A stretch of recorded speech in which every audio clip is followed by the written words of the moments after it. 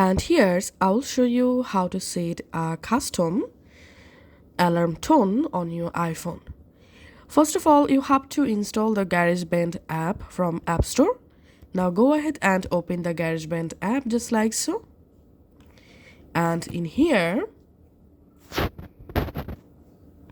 you have to find out audio recorder.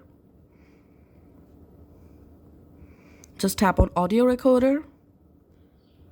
And now we have to enable FX mode. So tap on this icon.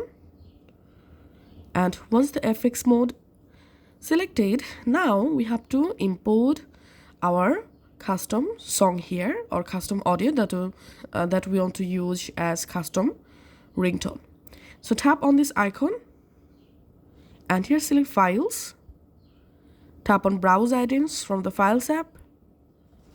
Now from your files app, select your audio. Once the audio here added, simply drag and drop the audio in this FX timeline. Now you can listen the audio by tapping on this play button. Hello, check, check.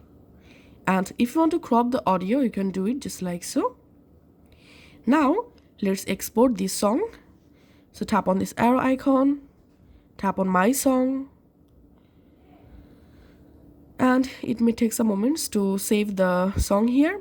Once done, long press on the song, tap on share, select here ringtone, and rename the ringtone here.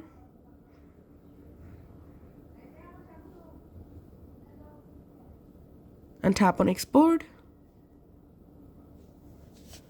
Once successfully exported, now go to your iPhone settings app.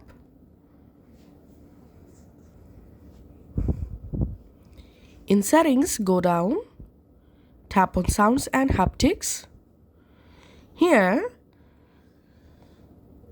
I'm selecting here alarm,